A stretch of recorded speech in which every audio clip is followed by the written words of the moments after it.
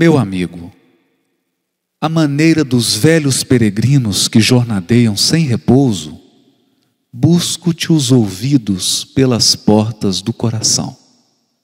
Senta-te aqui por um momento. Somos poucos junto à árvore seivosa da amizade perfeita. Muitos passaram traçando-te o caminho. Visitaram-te muitos outros, compelindo-te a dobrar os joelhos perante o céu. Não te imponho um figurino para atitudes exteriores. Ofereço-te o lume da experiência. Não te aponto normas para a contemplação das estrelas. Rogo, veja no firmamento a presença divina da divina bondade. Trago-te apenas as histórias simples e humildes que ouvi de outros viajores. Recebe-as, elas são nossas. Guardam o sorriso dos que ensinam no tempo do amor e as lágrimas dos que aprendem na escola do sofrimento. Assemelham-se a flores pobres entretecidas de júbilo e pranto, dor e bênção, que depõem em tua alma para a viagem do mundo.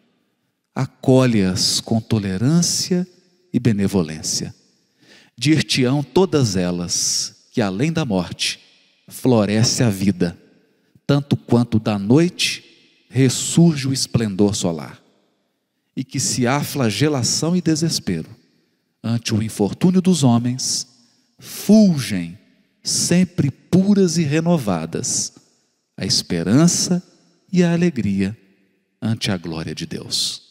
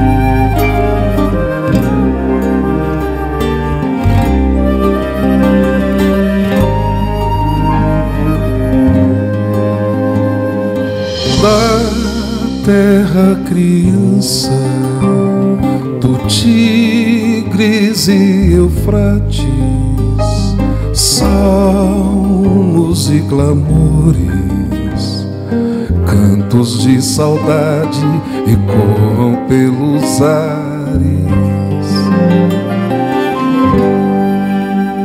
O orgulho e a indolência causaram os exílios e o aguilhão na consciência tenta explicações. Capela chora aos filhos que Opisquefre, Miquerinos, são presentes despedidas de itinerantes capelinos.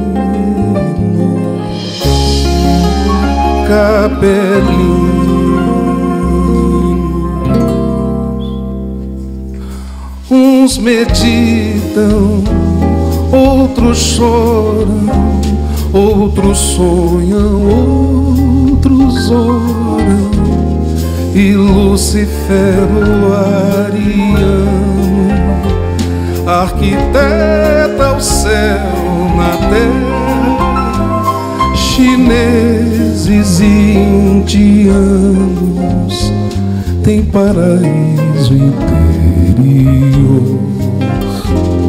hebreus monoteístas ardem de esperança na promessa do Messias, entre saga e profecias, prodígios e sinais.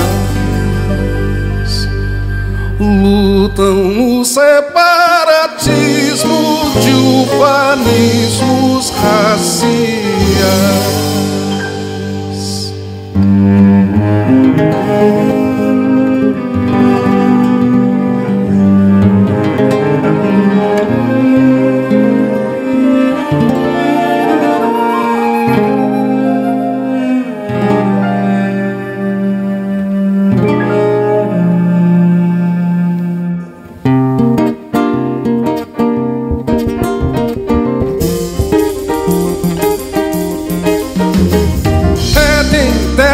Prometida, cartas de suor e sangue, quais rangeres e gemidos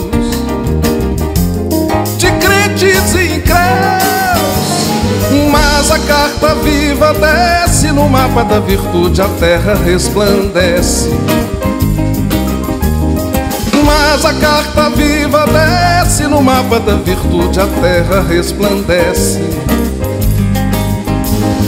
Venha ela, o vosso reino será nela qual no céu. Venha ela, o vosso reino será nela qual no céu.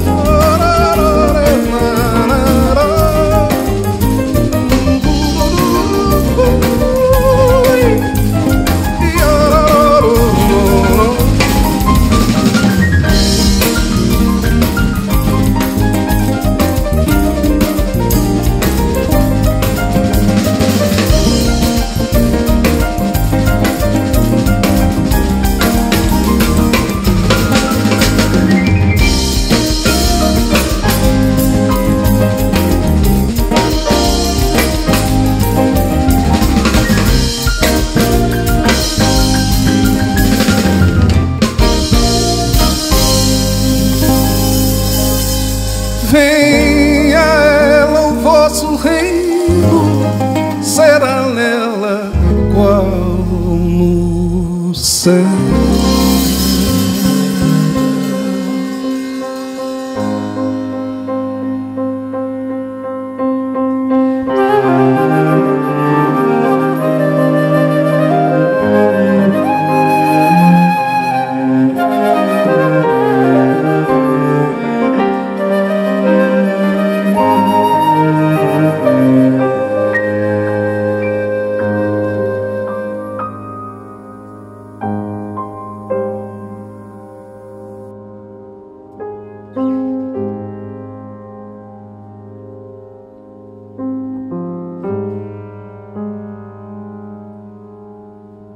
Vastidões de beleza intraduzível, fulgurações entre cósmicos flagelos, ideações e fúlgidos castelos, onde mora a beleza indefinível.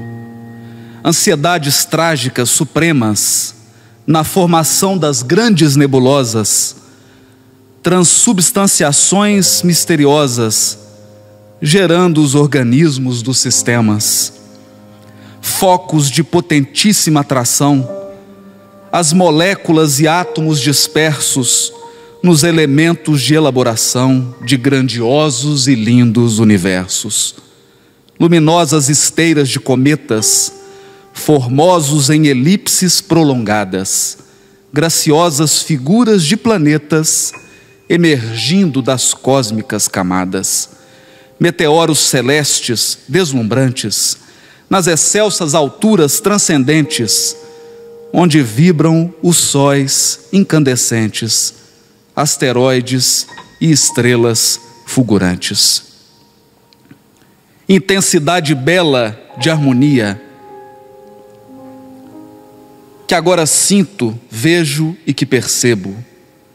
Grandiosidades do que não concebo, nos apogeus das hiperestesias. e sobretudo emanam das esferas os equilíbrios das imensidades, o eterno canto de sublimidades, clarões de luzes nas atmosferas. Sobre todas as coisas assombrosas, fluidos e criações de pensamentos, todas as maravilhas e portentos, há uma luz entre as luzes mais radiosas. É o clarão poderoso, indestrutível, que vem das profundezas do passado. Há a luz de Deus, há a força do incriado, na exteriorização indescritível. Capelinos itinerantes e peregrinos, nessa tarde, nós falamos para a tua alma.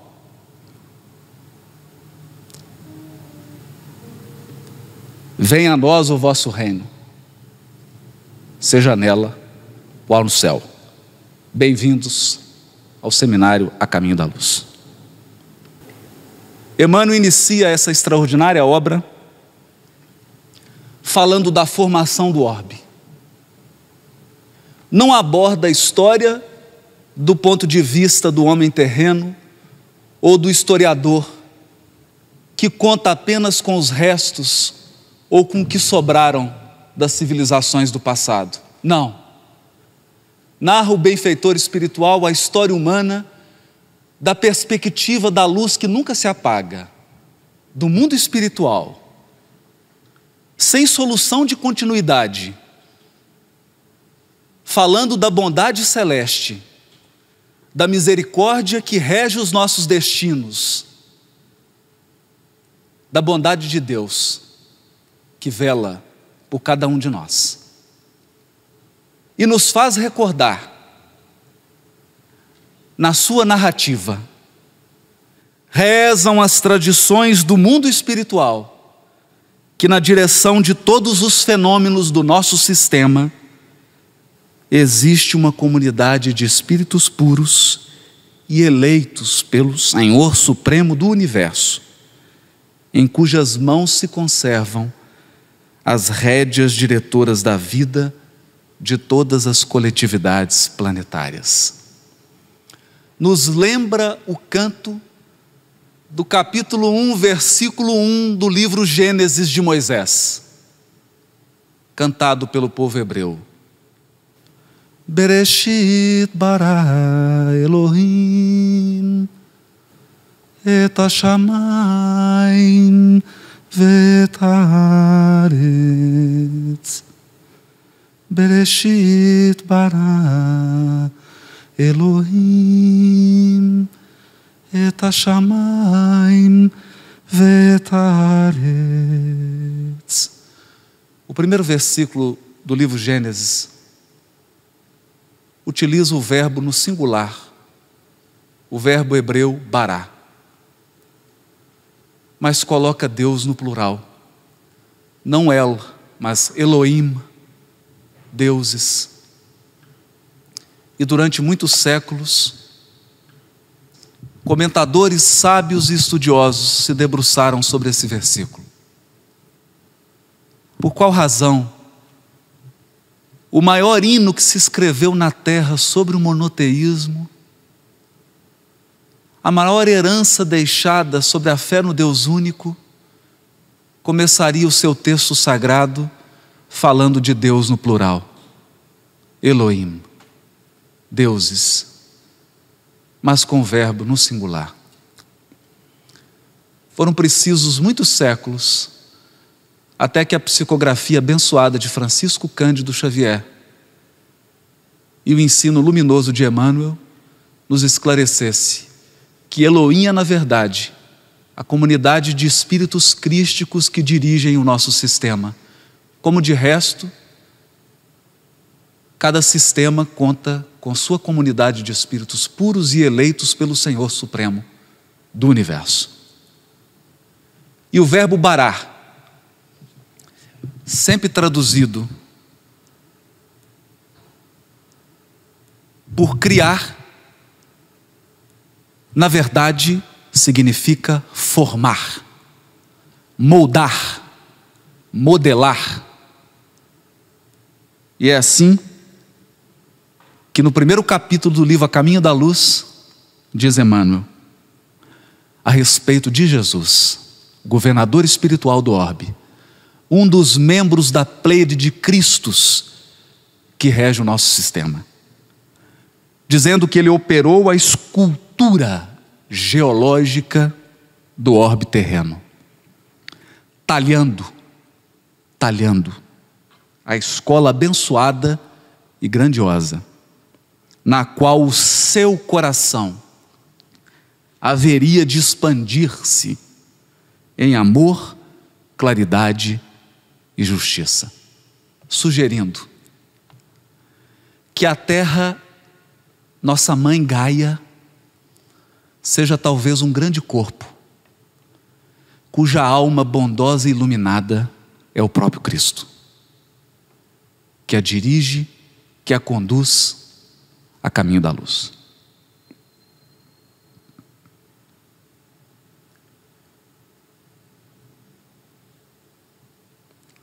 A civilização traz o gravame da origem remotíssima dos áreas, estirpe das escórias planetárias, segregadas no mundo amargo e infame, a árvore genealógica dos párias.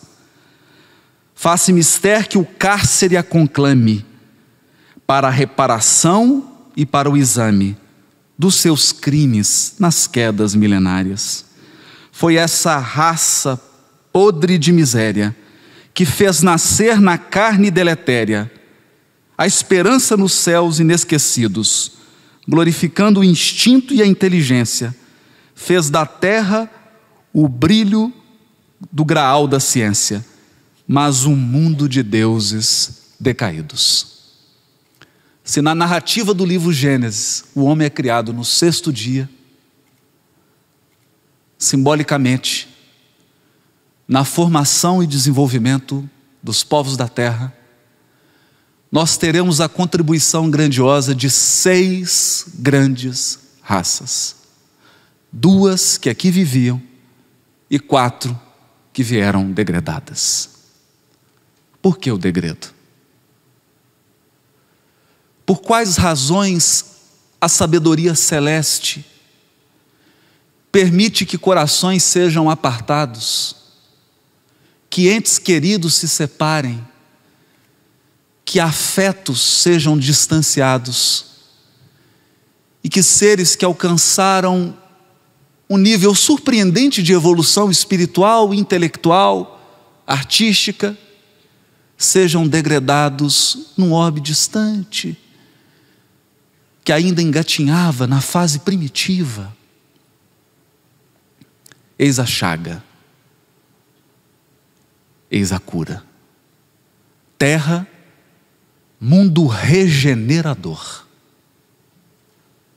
mundo de cura, mundo escola, que ensina, que acrisola, que transforma, que educa e que oferece oportunidade para que todos possam quitar as suas consciências com as leis divinas que regem o nosso destino. Abençoada oportunidade, porque mesmo caindo, Deus nunca nos retira a oportunidade de estender a mão. Mesmo os que caem não estão impedidos de ajudar, e não há ninguém tão inferior que não possa exercer e praticar o bem. Na queda dos capelinos, temos a glorificação dos povos que aqui evoluíam. É através da queda desses 4 grupamentos que a terra vai atingir o grande apogeu que nós vivemos na presente era. E seria importante começarmos pela África. África, tronco portentoso que recebe o enxerto divino. Em seu seio materno, África, mãe dos povos, tua cor é sol traduzido na pele. Todos nós devemos a esse povo corajoso as bases da formação de todas as etnias do planeta Terra. É nesse tronco vigoroso que Jesus, com o auxílio dos seus grandes espíritos, dos seus grandes colaboradores, fazem as grandes transformações genéticas, operam as grandes mutações e transubstanciações para que nós pudéssemos ter a espécie humana qual temos hoje.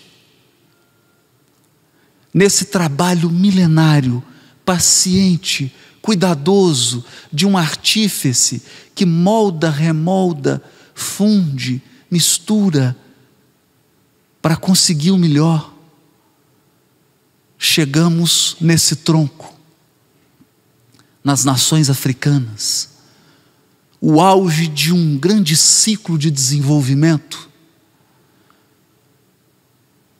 nação que se organizava em tribos, que se distribuía de forma simples, cultuando os poderes da natureza, vivendo em harmonia com os recursos naturais e ensinando, através da sua força de trabalho, da sua perseverança, da sua coragem, a grande lição dos mansos, dos trabalhadores e dos pacíficos. É com muita gratidão, com muito carinho, que nós nos lembramos desses 6 do primeiro dos povos, o povo africano, legítimo proprietário e habitante da Mãe Terra. Muito obrigado, África.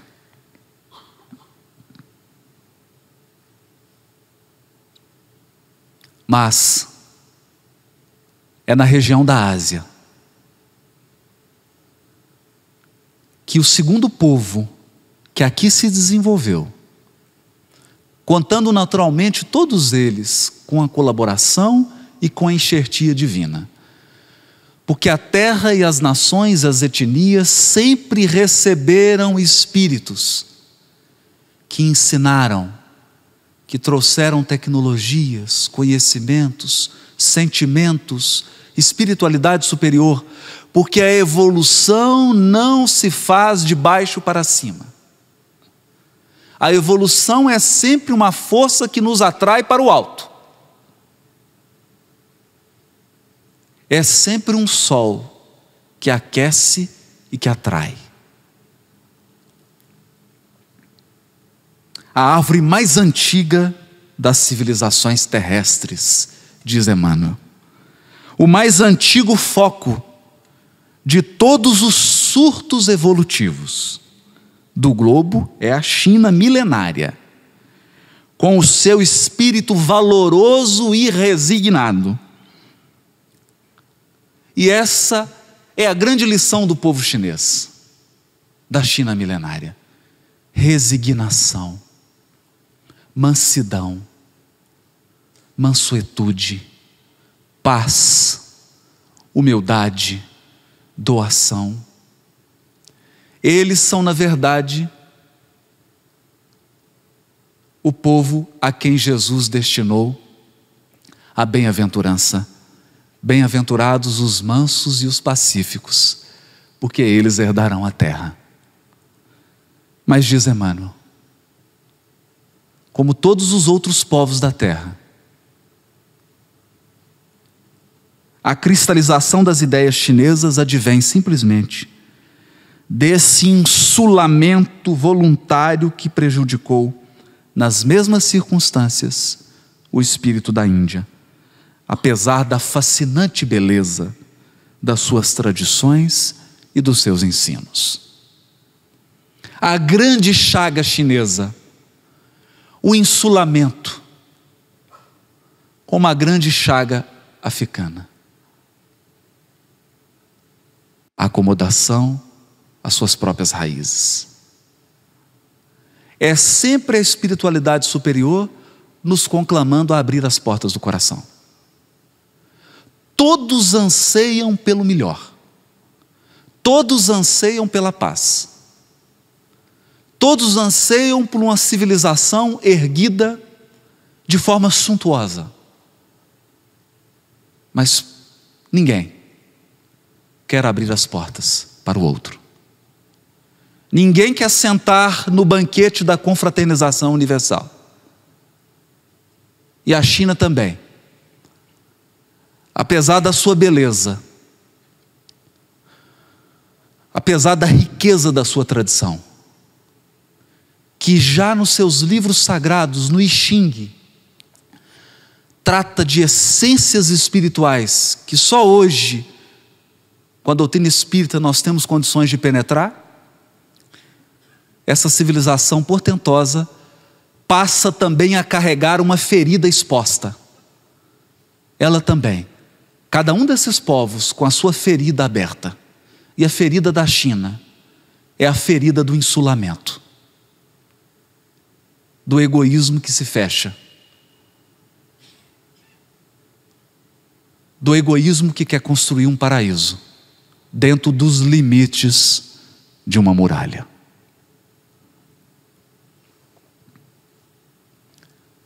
E o terceiro grupamento.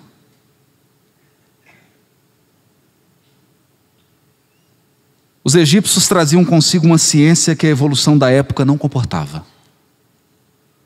Uma ciência que a evolução da época não comportava. Os que mais se destacavam na prática do bem e no culto da verdade. O grupo com menor acervo de débitos.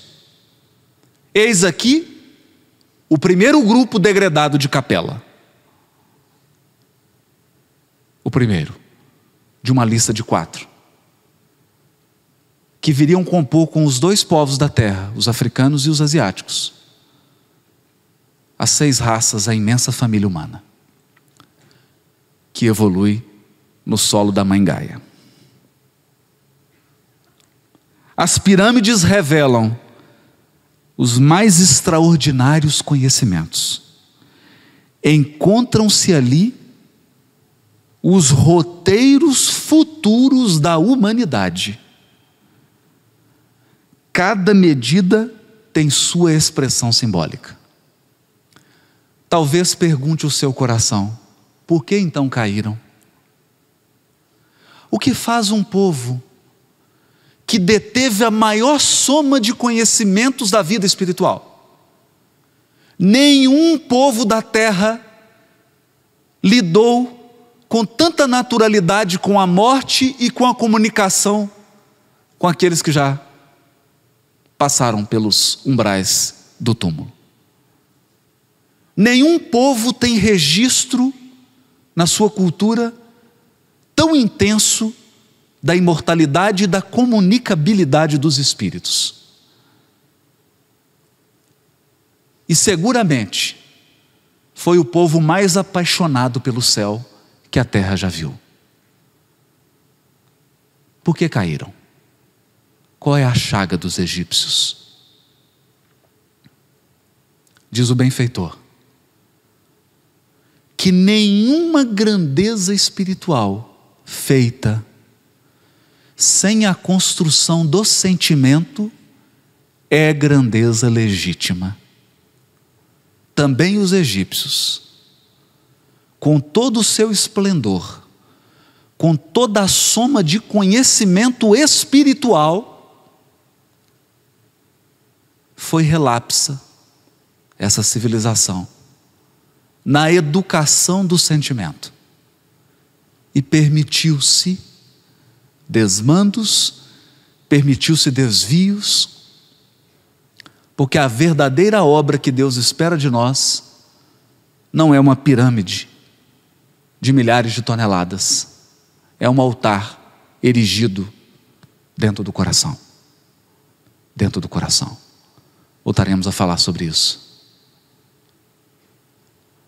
Mas aqui veio esse povo, o menos endividado perante a lei, e nós devemos a eles grande soma dos conhecimentos, das ciências psíquicas, da mediunidade, da imortalidade da alma, A doutrina espírita tem uma dívida irresgatável com o povo egípcio. Diz Emmanuel que a quase totalidade dos espíritos degradados do grupamento egípcio já retornou para a capela, mas que alguns se ofereceram para cooperar com Jesus na educação do homem terreno, já sabedores de todas as armadilhas que nos aguardam no caminho evolutivo.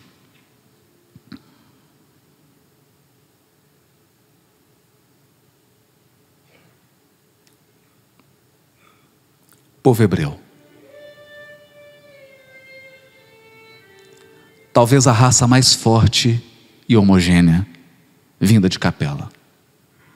Fé monoteísta soberana e imorredora, mas vaidosa aristocracia espiritual. Palavras de Emmanuel. O mais crente e o mais necessitado, dada a sua vaidade exclusivista e pretensiosa. A raça mais livre, a mais internacionalista, a mais fraterna entre si.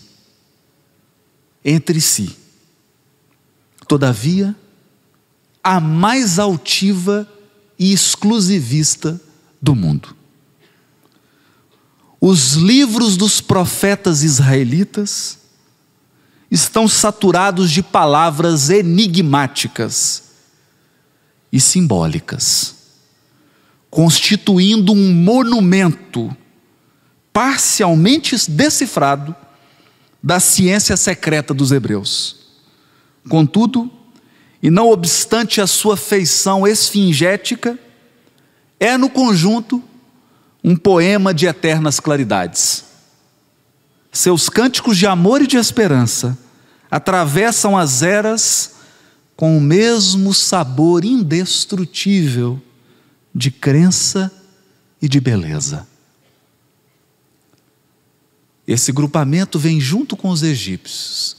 E se os egípcios deixaram os seus conhecimentos gravados nas pirâmides, os hebreus, por sua vez, nas palavras de Emmanuel, deixaram grafados nas palavras do Velho Testamento as suas pirâmides, não feitas de pedras, pirâmides feitas de palavras, pirâmides feitas de símbolos, desafiando o pensamento, desafiando o raciocínio comum e exigindo de nós extrema sensibilidade a símbolos, a metáforas, a parábolas, para poder penetrar nos segredos do monoteísmo hebreu.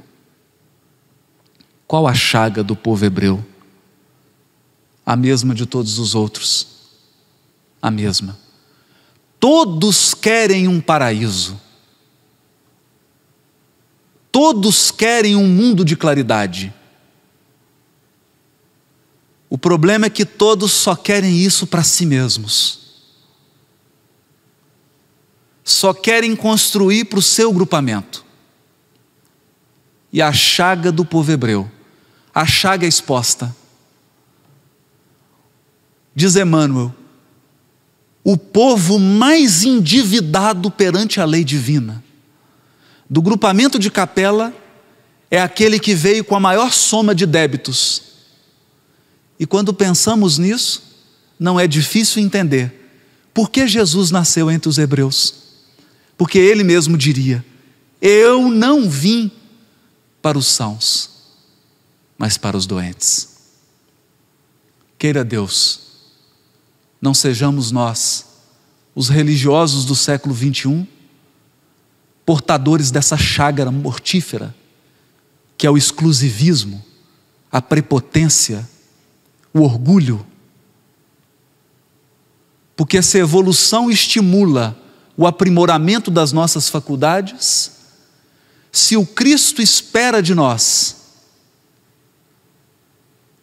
dignidade espiritual, Ele sempre derrama lágrimas quando nós nos fechamos na vaidade no orgulho, no exclusivismo e passamos a menosprezar os mais ignorantes ou aqueles que não são capazes ainda de enxergar os ângulos que nós já podemos ver. Jesus nos livre, sobretudo nós espíritas, da chaga do exclusivismo religioso.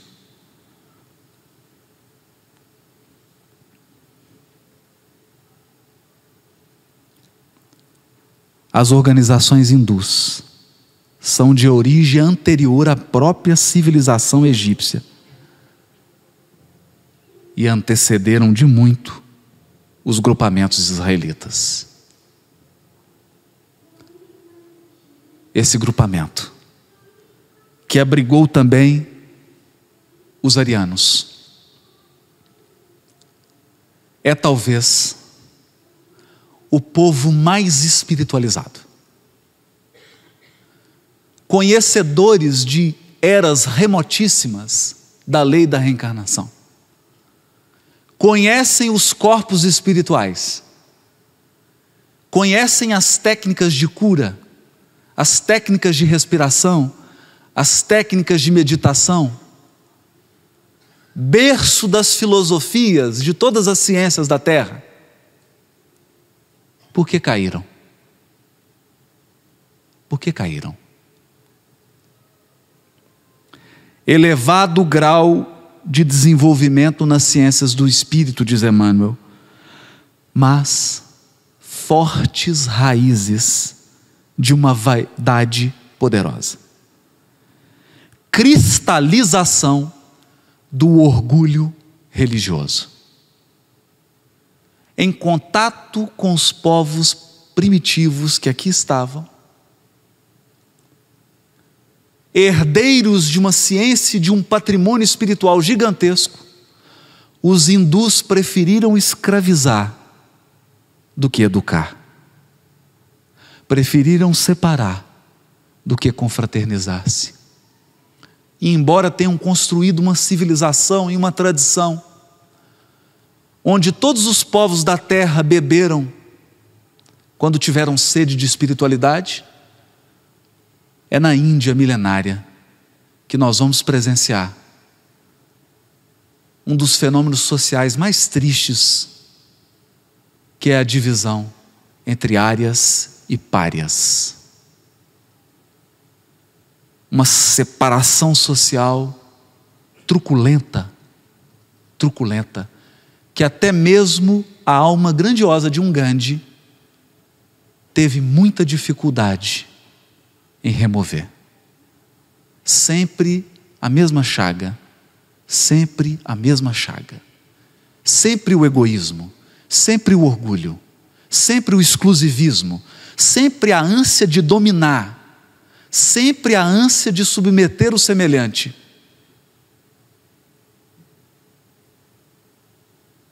Sempre essa ferida impedindo o trabalho regenerador do Cristo.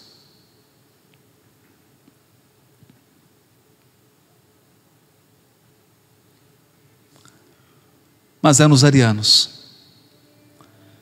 que nós vamos encontrar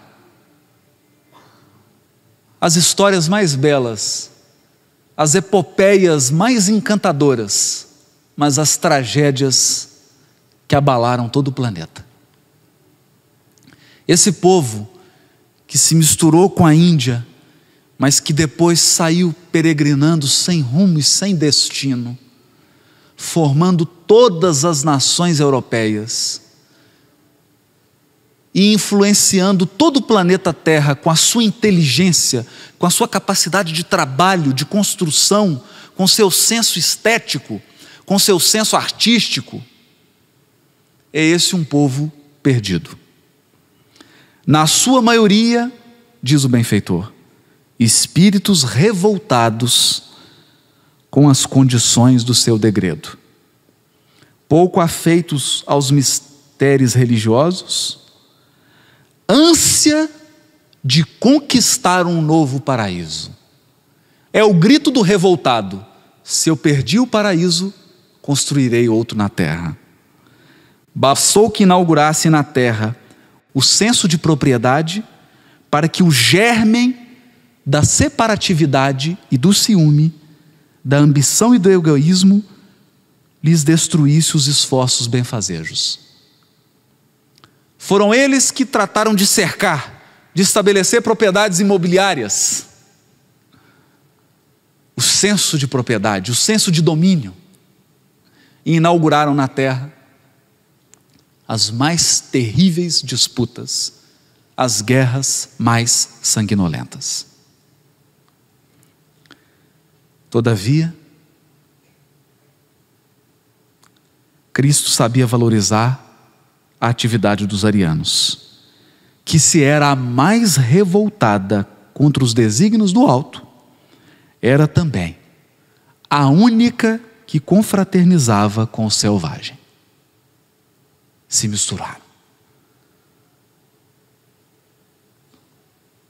Reuniram, ainda que fosse para dominar, mas se misturaram.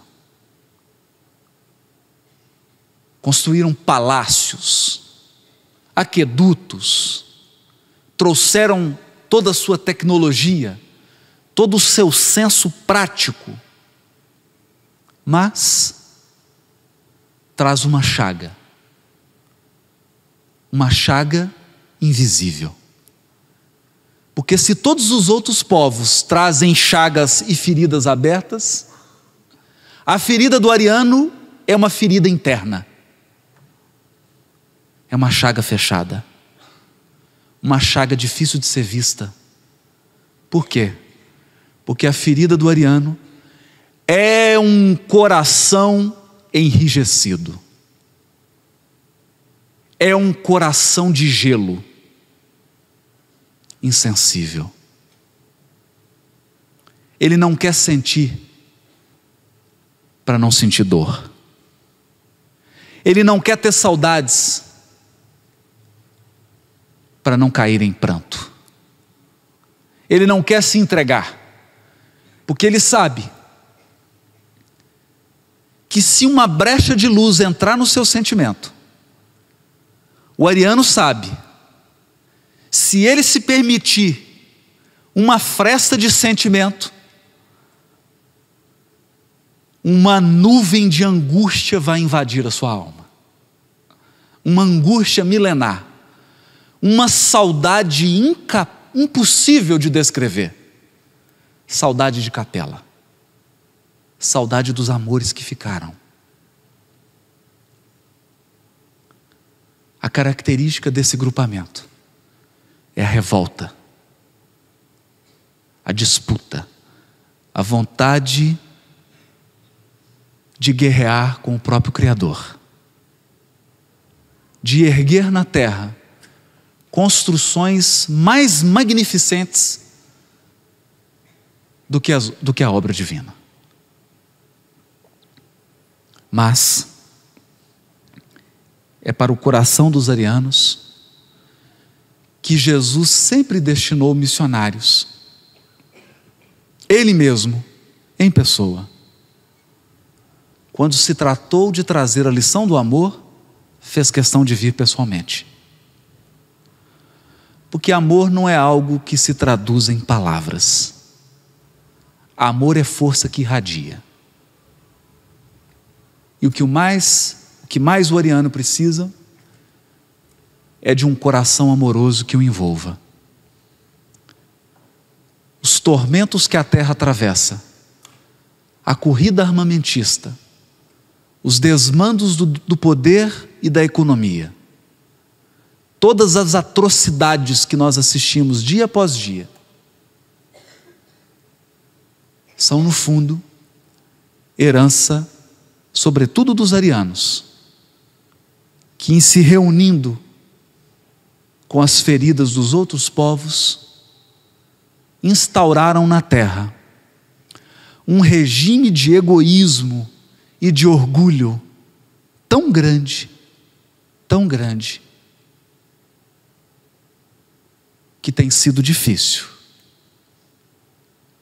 as lições mais singelas de espiritualidade e de amor penetrarem no coração dos que vivem na terra. nós nos acostumamos ao clima da disputa. Nós nos acostumamos ao clima da vaidade. O estado de guerra tornou-se um estado natural. Nós nos tornamos agressivos e dominadores por natureza.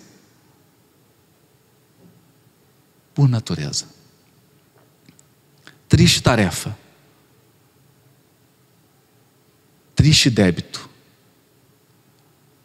E a soma desses povos, o entrelaçamento dessas 6 culturas, cada uma com as suas virtudes, cada qual com seus defeitos,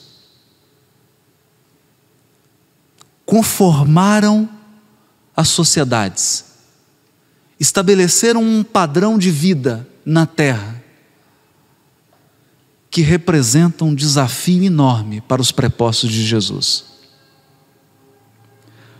O sino plange em terna suavidade no ambiente balsâmico da igreja. Alta de Souza, Parnaso de Alentum.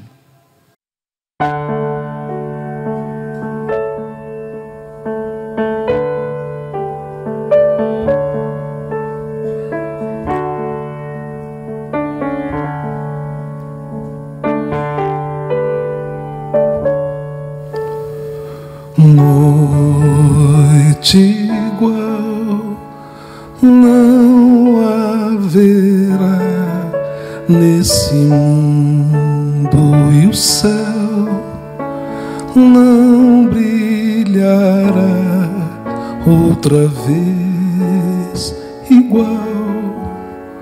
Dia de festa, sideral, anjos cantando, é Natal, nasceu o Cristo, o Mestre irmão, para mostrar que no coração há um lugar para todo irmão, sem cor, sem raça, sem distinção. Te damos graças, ó Mestre irmão, por nascer entre nós a cada dia que vem, junto com o sol, trazendo paz e esperança de ver outra noite igual.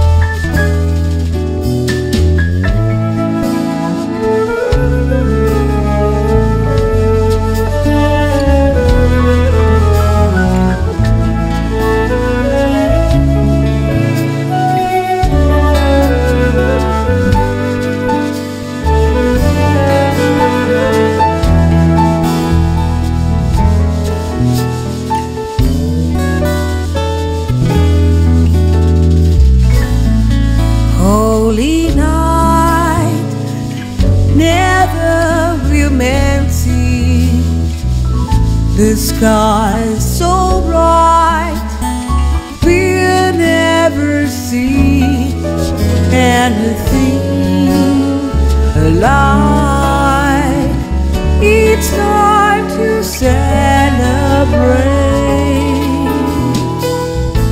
Holy night, angels keep singing. Christmas night, we now have Jesus, and He has come. Here's all the way to Him.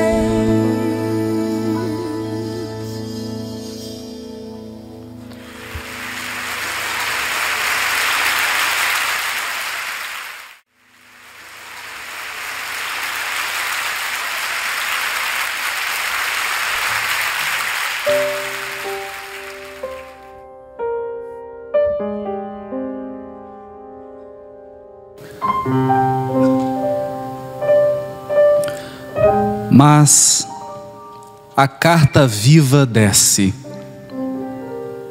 e no mapa da virtude a terra resplandece. Venha a ela o vosso reino, será nela qual no céu. Noite sem igual.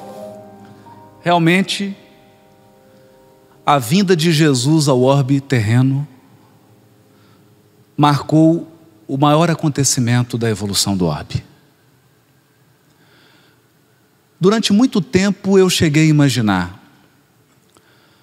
o que faria, qual razão, qual acontecimento, qual fato seria capaz de deslocar um governador espiritual do orbe, um espírito crístico,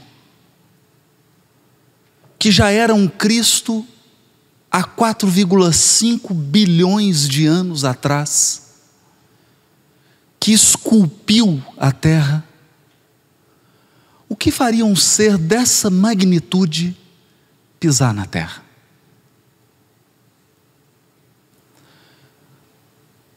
Por qual razão um ser tão superior se sujeitaria às limitações e à sombra da carne? Por quê? Seria possível apequenar-se tanto? Ele, acostumado a frequentar assembleias de Cristos,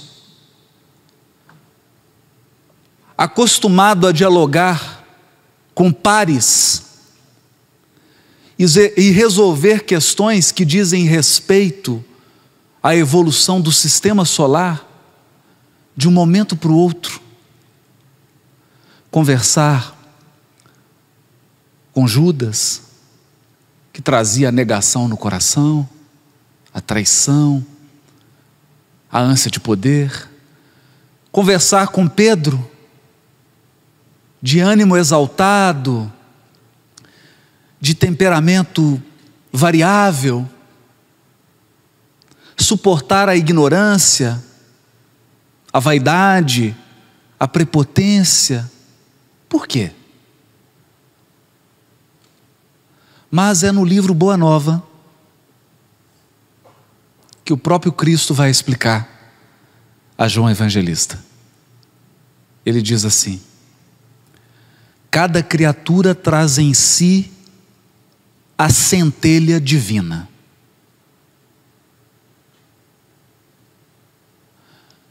Muitos, João, erguem a muralha da negação.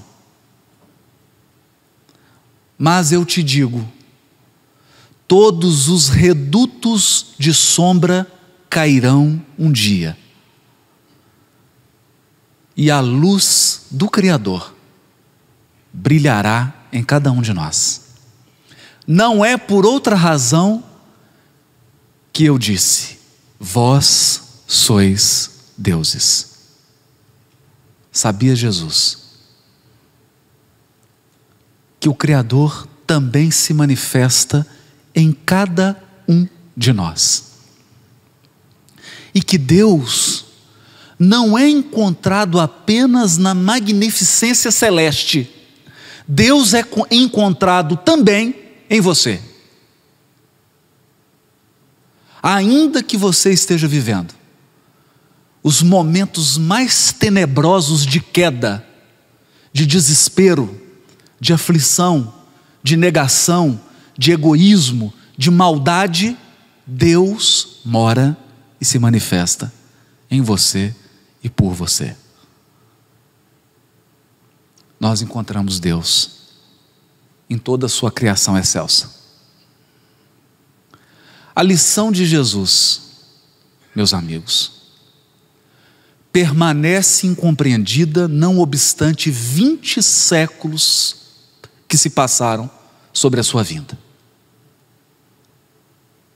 Por uma razão muito simples: Jesus contrariou todas as expectativas humanas. Todas. Os hebreus esperavam nele a figura de um guerreiro nacionalista, alguém cioso dos interesses extremistas do povo de Israel. Alguém que estivesse disposto a levantar espadas e a matar sob o pretexto da independência. Ansiavam pela guerra do ódio, pela guerra do exclusivismo. Mas não era a expectativa diferente a dos romanos. Também os romanos, acostumados com a dominação, acostumados com a expoliação, acostumados com a exploração. Romanos que ergueram uma sociedade com base nos seus generais guerreiros. E que não se assustem, todos eles hoje, na sua maioria, quase todos, estão no sistema financeiro do mundo. E continuam promovendo as guerras de exploração e continuam mantendo as massas na ignorância para satisfazer os seus caprichos. Porque vai dizer Emmanuel, mudam os cenários. Onde a civilização persa? Onde? Onde a Babilônia antiga? Onde? A suntuosa Assíria? Me digam, por favor, onde estão os Césares do Império Romano? A Grécia? Todos os impérios passaram, porque todos erguidos para sustentarem as chagas dos 6 povos. Sempre a mesma história. Sempre o mesmo desejo de aparecer, de destacar-se. Sempre o mesmo desejo de dominar. Sempre o mesmo desejo de construir a felicidade nas bases do infortúnio do semelhante. Mas não vem Jesus como um guerreiro, não.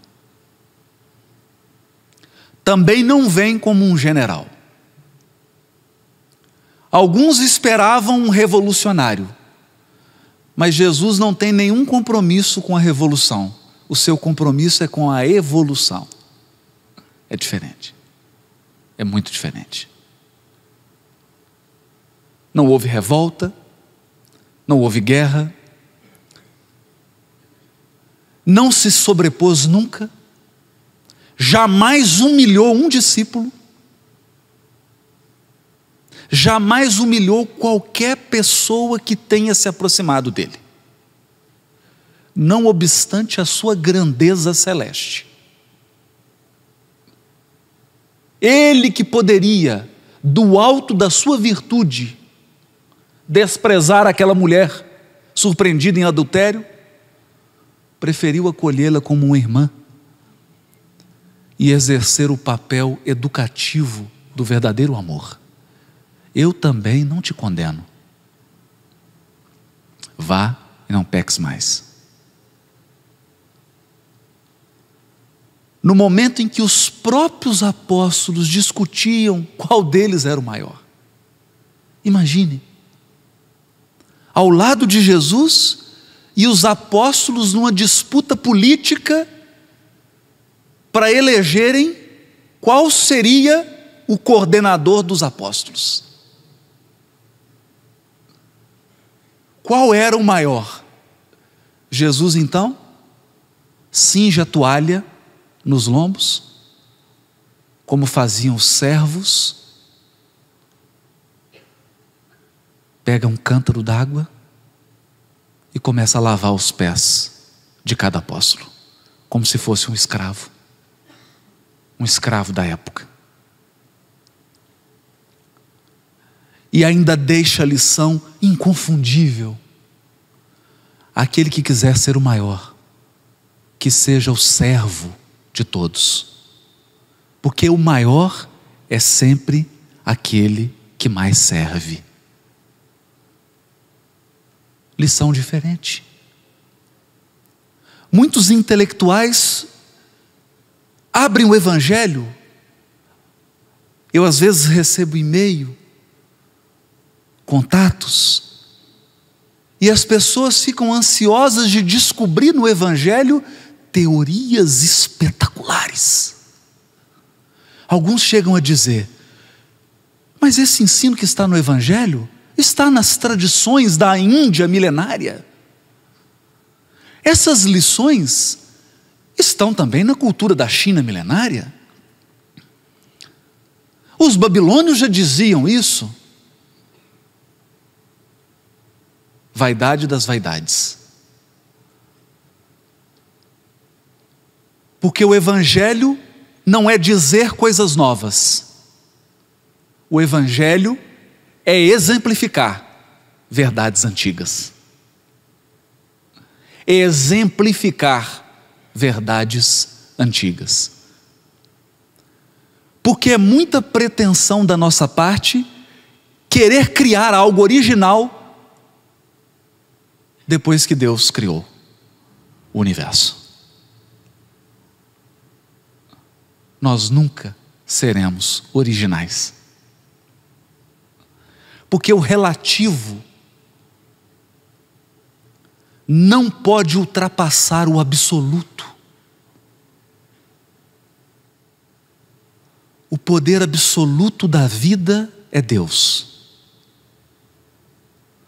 Ele é a perfeição absoluta de todo o sempre.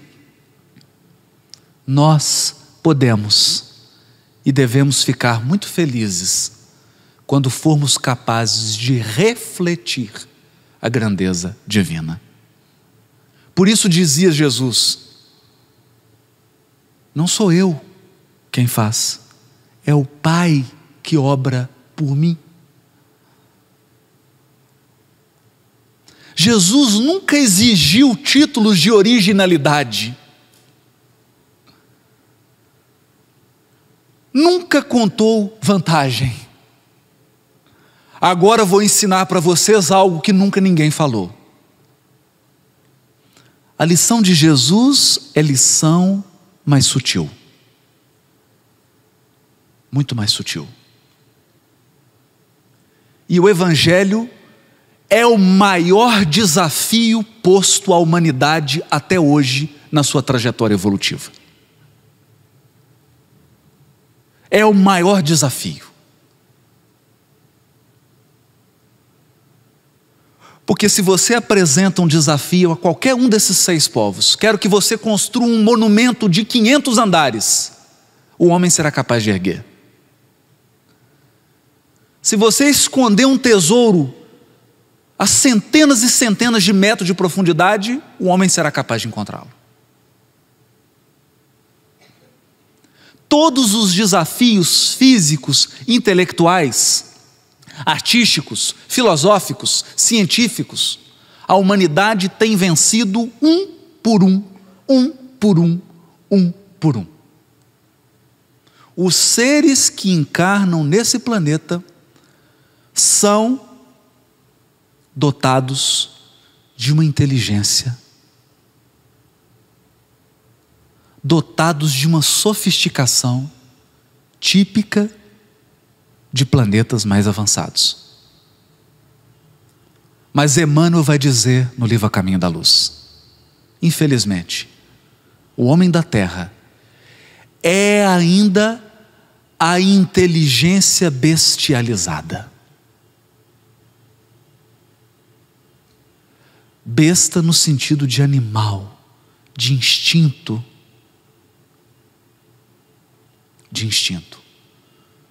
Porque nós ficamos estarrecidos quando constatamos que os maiores criminosos do planeta Terra nunca são penalizados pela justiça humana. Nunca. Porque sempre carregam com eles um séquito de intelectuais que os protegem.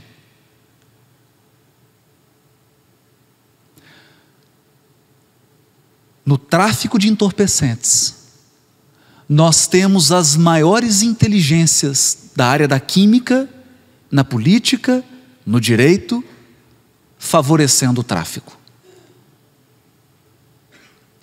E a indústria mais lucrativa do planeta Terra é a indústria bélica.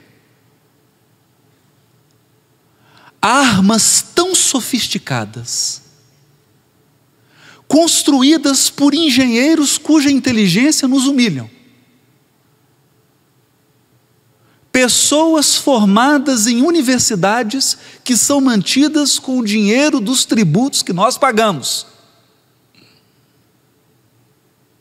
As nossas universidades do mundo formam os grandes intelectuais que estão construindo e que movimentam a indústria bélica do século XX.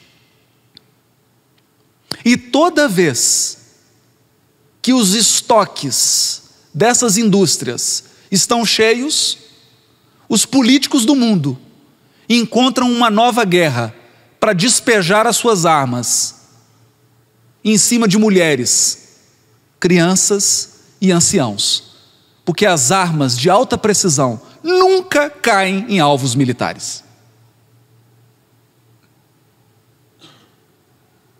É a inteligência bestializada. É o homem gênio que se comporta como um cão feroz. 1000 vezes segurar uma víbora do que lidar com inteligências desse nível espiritual. Até onde nós iremos? Por isso, quando falamos de evangelho, muitos riem.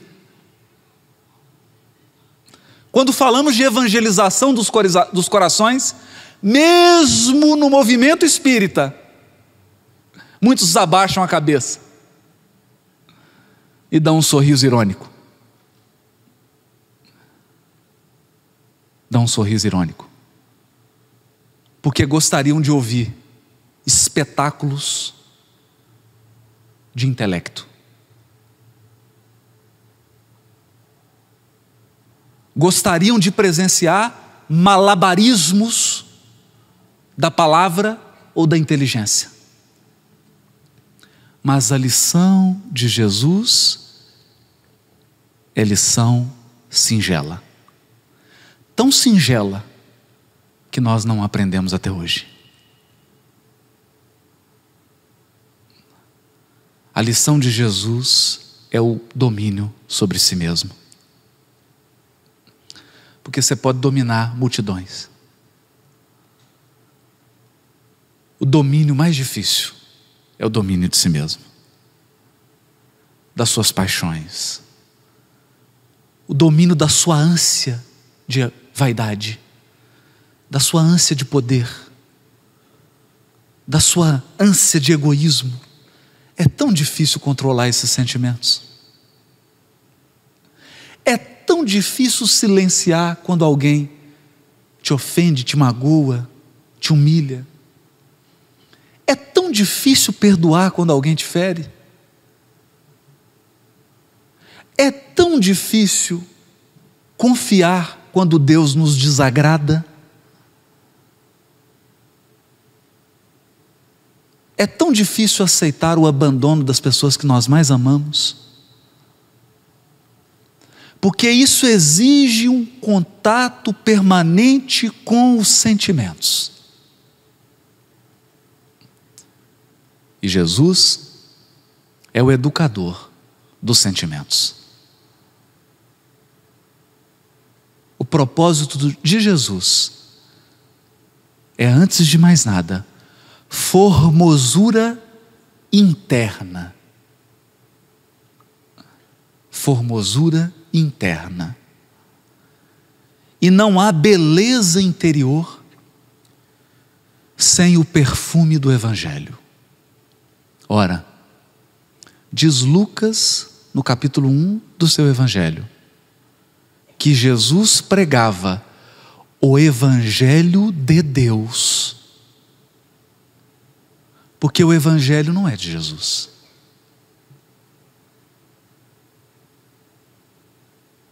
O Evangelho é, no dizer de Allan Kardec, o código moral universal. Então nós poderíamos dizer nesse ambiente de seminário, de A Caminho da Luz,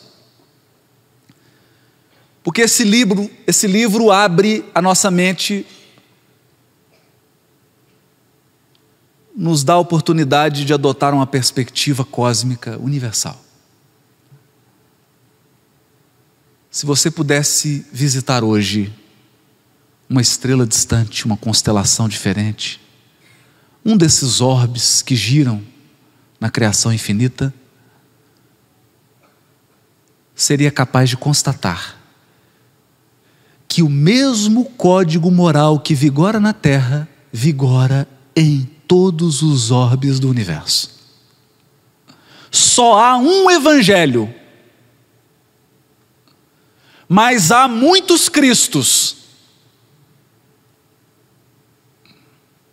Muitos Cristos. Porque os Cristos são palavra, são verbo. O Cristo é a verbalização do Evangelho, mas não se engane. Eu não estou falando de palavras articuladas. Quando João Evangelista, Francisco de Assis, o mesmo Espírito, diz no seu Evangelho, e o verbo se fez carne, ele não está falando de um verbo de palavra. Ele está falando, como na letra da música, de uma carta viva. Porque qual vaidade nos cegou a ponto de imaginarmos que Deus escreve em papiros, em pergaminhos e em papel?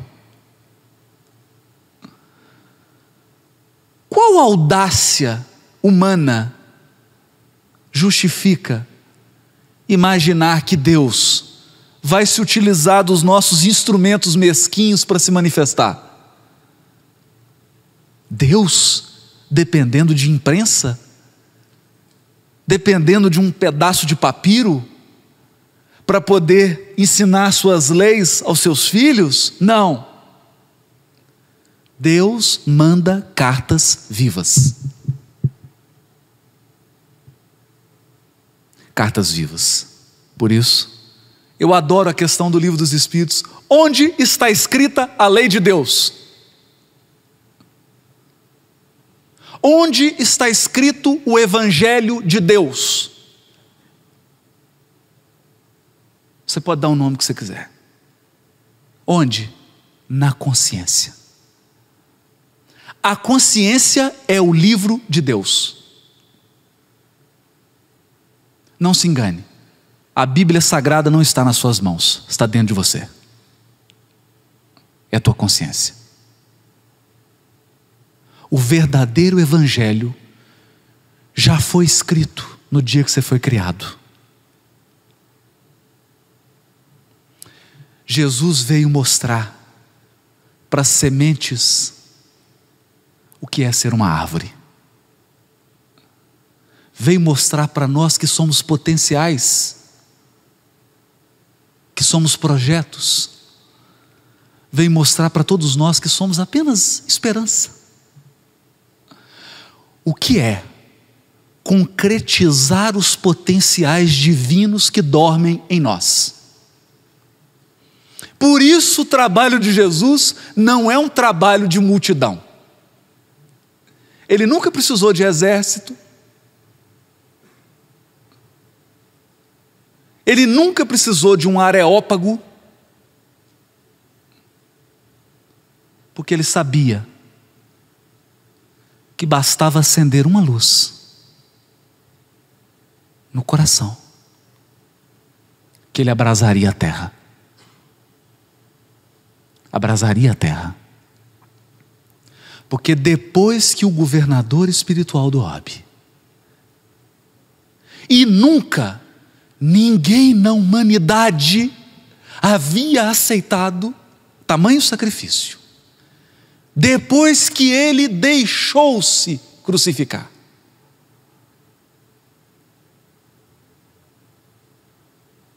Depois que ele deixou a nossa violência e a nossa ignorância levá-lo ao martírio, as almas que amam o bem e a virtude não conseguiram mais ficar em silêncio. E César teve muito trabalho. Teve que trazer muitos leões. Porque os cristãos entravam cantando e não temiam a boca dos leões. Temiam. Porque, como diz os nossos amigos aqui do Paraná, o medo é justificável, a covardia nunca. Temiam, mas enfrentavam. E foram precisas muitas tochas para queimar os cristãos.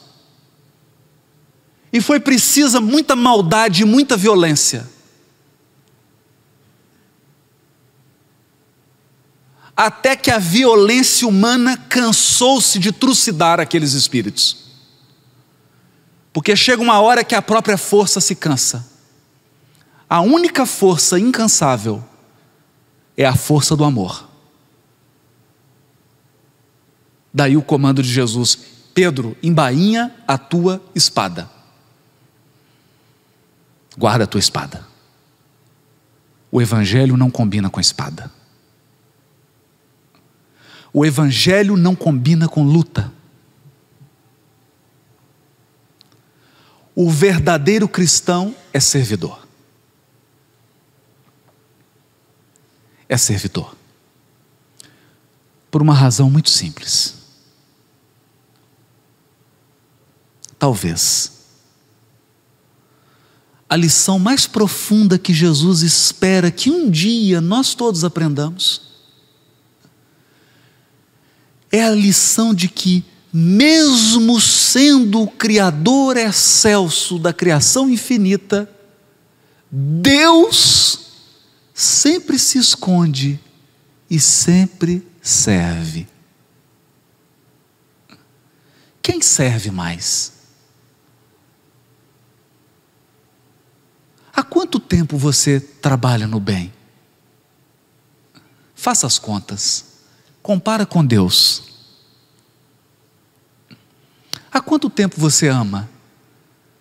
Pergunta para Deus. Há quanto tempo Ele ama? Há quanto tempo Ele sustenta a criação? E nem por isso Ele exige palcos para se exibir.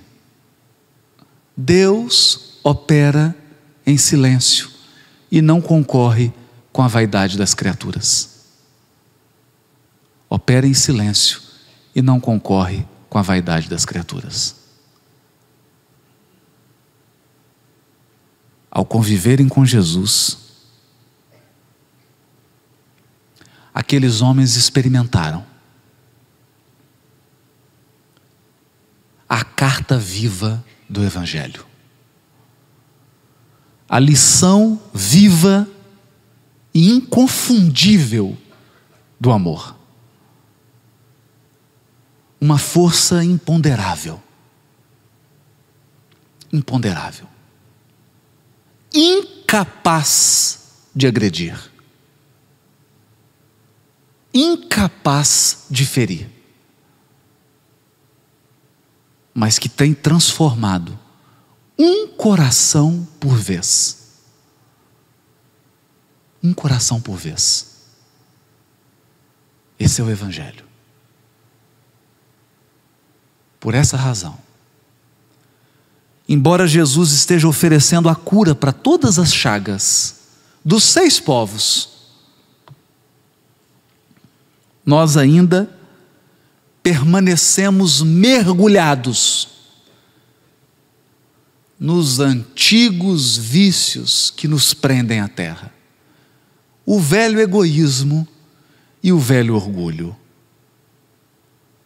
Na verdade, depois de todo o esplendor da ciência secreta dos egípcios, depois do monumento deixado pelos sábios hindus, depois de toda a sabedoria da China milenária, depois do monoteísmo incomparável do povo hebreu, das lições de coragem e de perseverança do povo africano,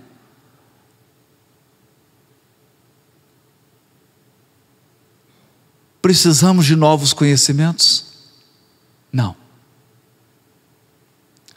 Se não quisermos o degredo, precisamos do Evangelho no coração.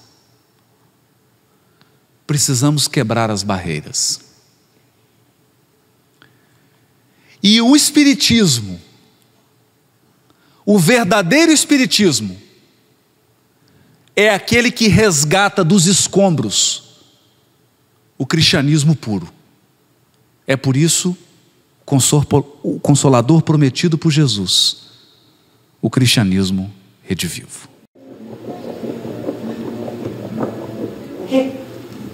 Ah, sim.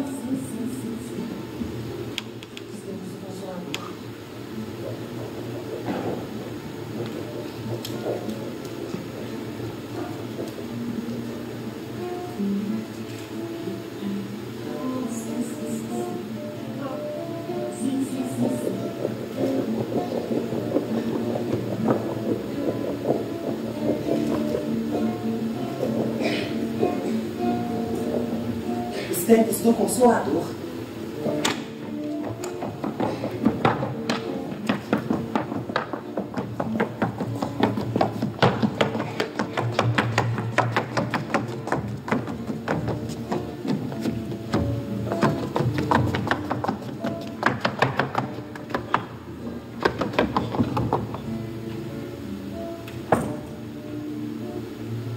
A permissão de Deus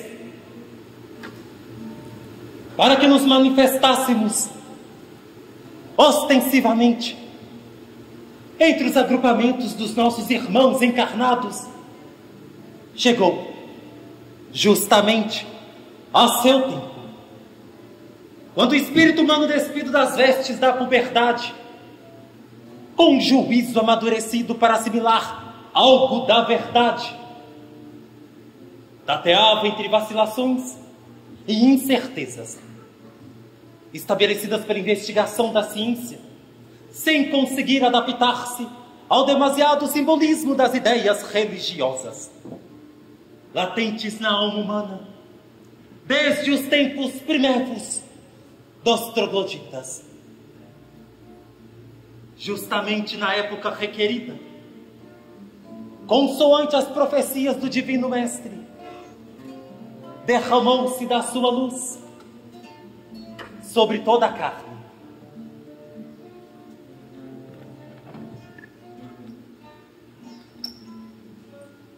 E os emissários do alto, segundo suas possibilidades e os méritos individuais, têm auxiliado a ascensão dos conhecimentos humanos para os planos elevados da espiritualidade.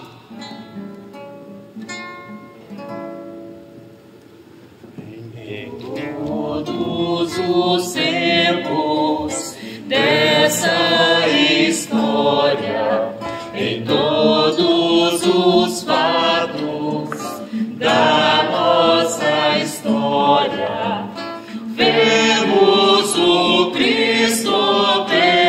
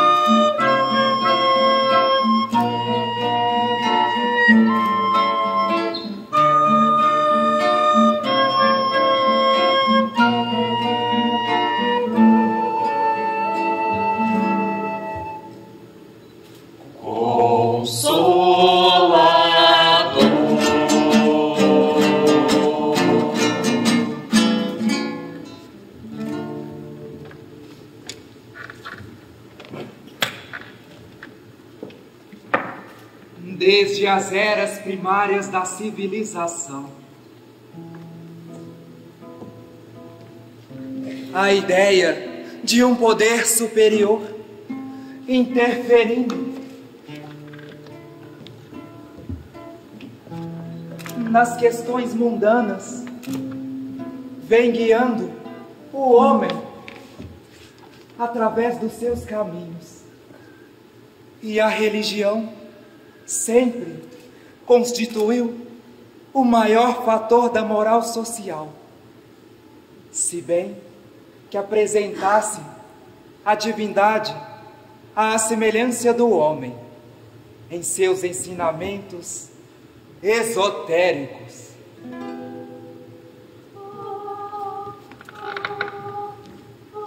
Poderosa, alto do totem, dá-me tuas asas, me ensina a voar.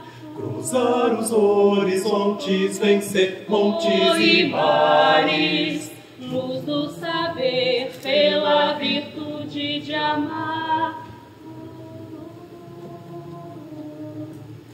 O cristianismo inaugurando um novo ciclo de progresso espiritual, renovou as concepções de Deus no seio das ideias religiosas.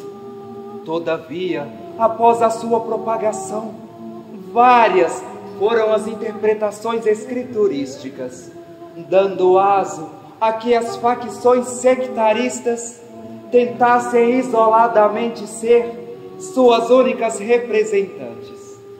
Esqueceram de que a providência divina é amor. Mas, como o progresso não conhece obstáculos, os artigos de fé equivaleram-se a estagnações isoladas. A ciência desvendou ao espírito humano as perspectivas inconcebíveis do infinito.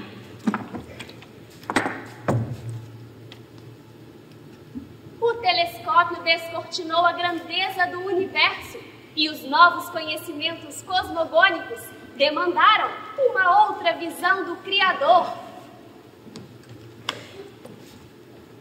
Desvendando paulatinamente as sublimes grandiosidades da natureza invisível, a natureza embriagou-se de tão lindos mistérios e estabeleceu um caminho positivo para encontrar Deus. É que a divindade das religiões vigentes eram deformadas pelos seus atributos exclusivamente humanos. Foi quando o Espiritismo fez surgir a grandeza dos seus ensinamentos, direcionando-se não só ao coração, mas também ao raciocínio. O céu descerrou um fragmento do seu mistério, e a voz dos espaços se fez ouvir. Nebulosa implodir, pólenes de luz florirão o céu, cosmo jardim. E foi assim que a religião da verdade surgiu na Terra no momento oportuno. As igrejas estagnadas encontravam-se no obsoletismo e as conquistas científicas não coadunavam com o espírito dogmático. E o Espiritismo, com suas lições verdadeiras, alargou infinitamente a perspectiva da vida universal. Primavera de estrelas, mundos quais borboletas cortejaram astros reis. Há céus inumeráveis mundos onde a vida palpita numa eterna mocidade. Todos se encadeiam, se abraçam, vivificados pela luz, imagem real da alma divina presente em toda parte. A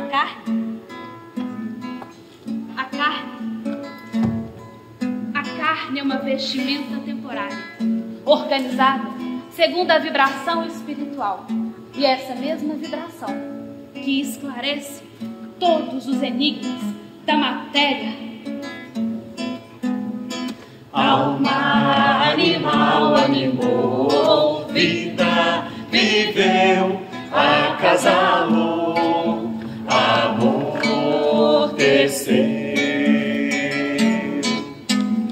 Gerou vida, regerou vida de amor, homem viveu, regenerou. Nós viveremos eternamente através do infinito. E a dúvida sobre a imortalidade expõe nossos deveres de solidariedade para com todos os seres em nosso caminho. É por essa razão que a doutrina espiritista é uma síntese gloriosa da fraternidade e do amor. E o seu grande objeto é esclarecer a inteligência humana pelo trabalho perseverante. O homem conhecerá todas as leis que lhe presidem o destino. Terceira hora é paz na terra, sabedoria e amor.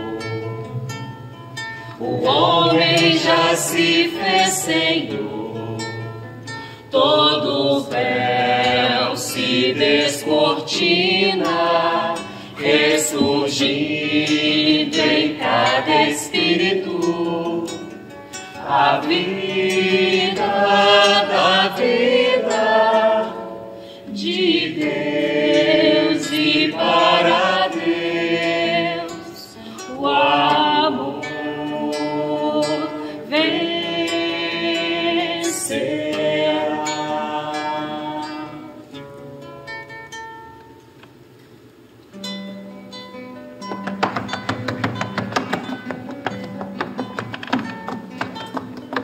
O quê? Ah, sim. Os tempos do Consolador.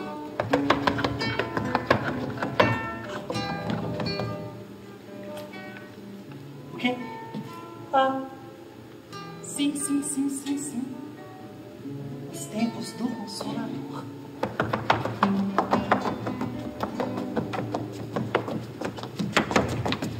Os tempos do Consolador.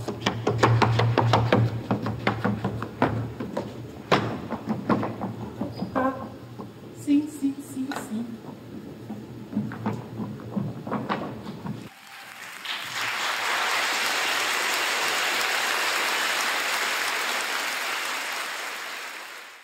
Saturada de treva, angústia e pena, a civilização que se condena suicida-se num báratro profundo, porque na luz dos círculos da terra, nos turbilhões fatídicos da guerra, ainda é Caim que impera sobre o mundo.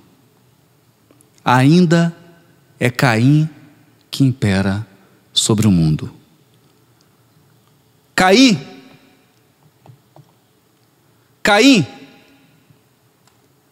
onde está teu irmão? Caim, onde está teu irmão? O clamor do seu sangue chega até mim da terra. Porventura sou eu o guardador do meu irmão? Ainda é Caim que impera. A ânsia dos seres humanos pela guerra, pelo ódio, pela separação, pelo exclusivismo, pelo fanatismo, a ânsia por formar grupos excludentes, a ânsia por separar-se, mas, sobretudo, a ânsia por ferir, acumulou para os filhos da terra tão pesada sombra de nuvem de crimes, de maldade, de beligerância, que a transição se avizinha. Nosso coração pergunta ansioso: ainda haverá tempo do homem terreno aprender pelo amor? Ainda haverá tempo de aprender pelo amor? Ou será necessário que a providência divina envie à terra o cajado da dor para conduzir os seus filhos rebeldes e transviados aos bancos de escola, aos bancos primários, para que enfim os seres humanos sejam alfabetizados nas lições singelas da fraternidade, da paz, da tolerância e do perdão? Não sabemos. Nesse momento angustioso, em que as trevas da meia-noite se aproximam do orbe terreno, não sabemos o que nos aguarda. Apenas temos a certeza de que os débitos escabrosos adquiridos ao longo de milênios, que o desprezo voluntário que todos nós votamos às lições de amor do Evangelho de Jesus, são bem um presságio de que talvez a terra precise ser mergulhada no batismo da dor, a fim de ressurgir luminosa e assumir o caminho glorioso que Jesus prepara para ela. Não sabemos. Guardemos o nosso coração.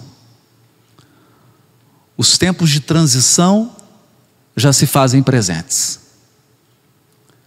De posse da abençoada doutrina espírita, do Consolador prometido, que tudo nos esclarece, sabemos que nenhum filho de Deus derrama uma lágrima sequer, se a justiça divina que preside os nossos destinos não o permitir. A dor é sempre o resultado da arrogância, da prepotência dos filhos transviados, ou aquela professora serena que ensina e que traz as lições que não fomos capazes de aprender com a ternura. Por que não? Por que desprezamos tanto a ternura, o afeto? Por que desprezamos tanto a cooperação, a fraternidade? Por que viramos as costas quando Jesus tinha nas mãos apenas bondade para nos oferecer?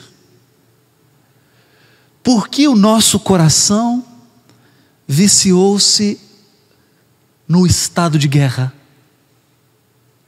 Guerra no casamento, guerra no trânsito, guerra nas famílias, guerra nas instituições, guerra nas empresas, guerra entre as empresas, guerra na sociedade, guerra entre os países, guerra entre as religiões que se dizem portadoras da mensagem de Deus.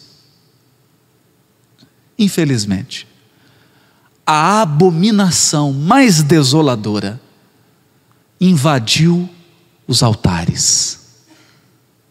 E mesmo os ambientes religiosos se povoaram de ódio, de dissensão. Mesmo os ambientes religiosos têm sido palco da disputa, da maldade, da hipocrisia, da mentira. O que poderemos esperar da providência divina? Pois dizia Paulo, Deus corrige a todo aquele que ama e açoita a todo aquele que recebe por filho. Se nós aspiramos o amor de Deus e a filiação divina, devemos esperar a correção e o açoite. Não na qualidade de vara, mas o açoite que vem das circunstâncias, das expiações, das provas, do sofrimento. Estamos mergulhados numa expectação profunda. Não sabemos o que nos aguarda, mas assistimos desolados às maiores potências econômicas desse planeta se preparando para a guerra.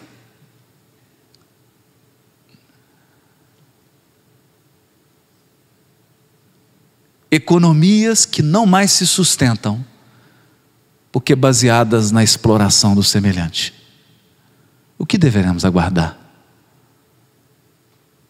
Será que seremos capazes de fazer em tão pouco tempo o que o Cristo esperou que fizéssemos em 2000 anos? São perguntas que cada um de nós deverá responder na intimidade do próprio coração.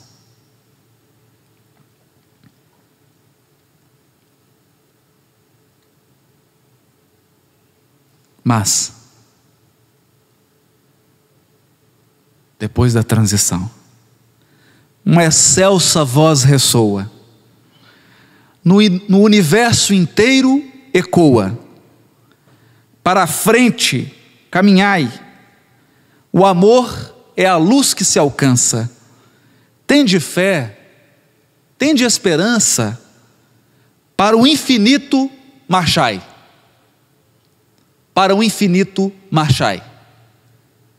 Estamos a caminho da luz. Jesus espera por nós. Todas as nossas quedas, todos os nossos enganos, são experiências. Experiências dolorosas, por certo, mas experiências que acabam por enriquecer a nossa alma e por amadurecer o nosso espírito. Porque, irmãos, acreditai, a maldade é uma infantilidade. Talvez a maior criancice dos seres humanos. E o poder das armas, o poder dominador, são fogos de artifício. Há uma luz soberana e inextinguível que ilumina todos nós e que determina: para a frente, marchai.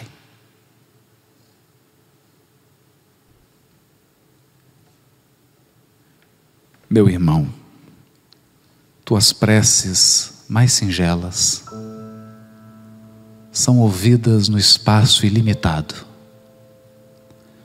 Mas sei que às vezes choras consternado ante o silêncio da força que interpelas. Volve ao teu templo interno e abandonado, a mais alta de todas as capelas, e as respostas mais lúcidas e belas hão de trazer-te alegre e deslumbrado. Ouve o teu coração em cada prece. Deus responde em ti mesmo e te esclarece com a força eterna da consolação. Compreenderás então a dor que te domina, sob a linguagem pura e peregrina da voz de Deus, em luz de redenção, a caminho da luz.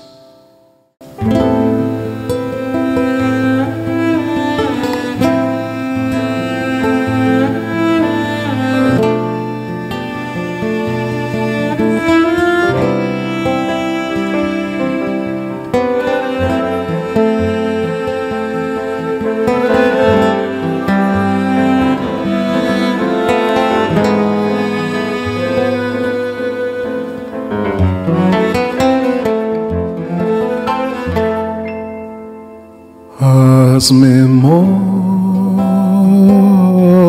que perdi e que desejo relembrar, são como sonhos perdidos no tempo.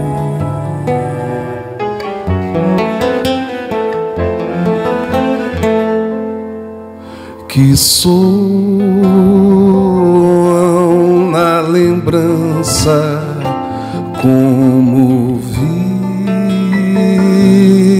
vidas não vividas, como estradas